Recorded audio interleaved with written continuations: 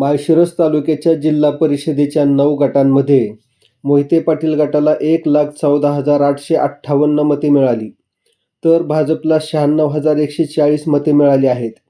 येथील निवडणुकीत भाजपला मोहिते पाटील गटापेक्षा सुमारे 18,718 मते कमी मिळाली आहेत. मोहिते पाटील गटाने तालुक्यात आपला राखलेला गड व सातपुते यांनी दिलेली टक्कर यामुळे ही निवडणूक खूपच गाजली आहे. पंचायत समितीच्या 18 गणांमध्ये मोहिते पाटील गटाला सुमारे 1,14,101 मते मिळाली, तर भाजपला 95,400 मते मिळाली. भाजपला सुमारे 18,701 मते कमी मिळाली.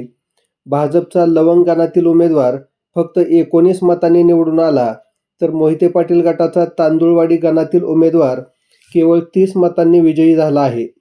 मोहिते पाटील गटाच्या 9 उमेदवारांनी 9 गणांमध्ये व 5 उमेदवारांनी 5 गटांमध्ये 4 आकडी मतांच्या फरकाने विजय संपादन केलेला आहे, तर भाजपच्या जीप गटातील एका उमेदवाराने 4 आकडी मतांच्या फरकाने विजय संपादन केलेला आहे.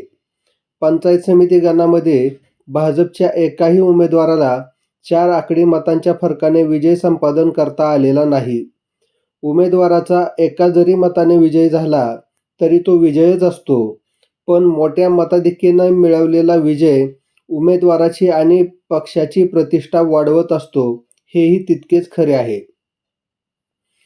मोहिते पाटील यांच्या सोबतीला दोन्ही राष्ट्रवादी, दोन्ही शिवसेना, रिपब्लिकन व इतर राजकीय संघटना बरोबर असतानाही जिल्हा परिषद व पंचायत समिती निवडणुकीत जवळपास विधानसभेइतकीच मते रामभाऊ सातपुते यांनी एकट्याच्या ताकदीवर मिळवलेली आहेत.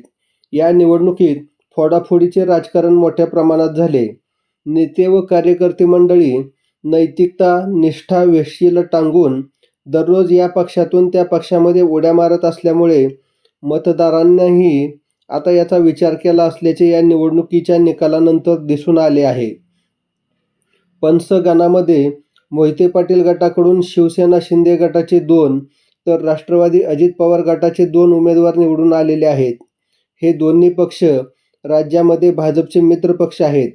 हे 4 उमेदवार भाजप काहीही करून आपल्याकडे वळवून पंचायत समितीमध्ये बहुमत सिद्ध करून सत्ता स्थापन करणार अशी चर्चाही तालुक्यात सुरू आहे.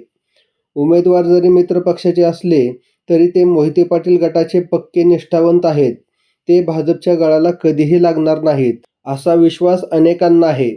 रामभाऊ सातपुतेंच्या यशामुळे माळशिरस तालुक्याच्या राजकारणात एक वेगळाच ट्रेंड निर्माण होत असून भविष्यातील निवडणुकांच्या तयारीसाठी आता मोहिते पाटील यांना सावध राहावे लागणार आहे.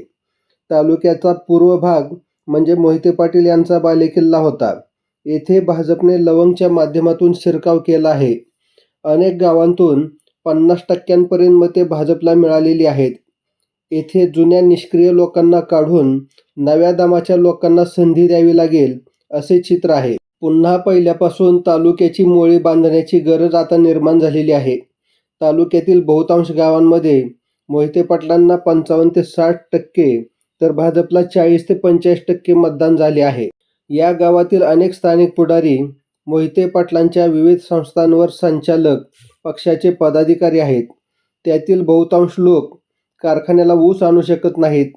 कारखान्याच्या निवडणुकीत किंवा तालुक्याच्या इतर निवडणुकांमध्ये आपला प्रभाव पाडू शकत नसतील तर त्यांना निरोपाचा नारळ देऊन नव्या लोकांना संधी देण्याची गरज निर्माण झाली असल्याची कार्यकर्त्यांमधून चर्चा आहे.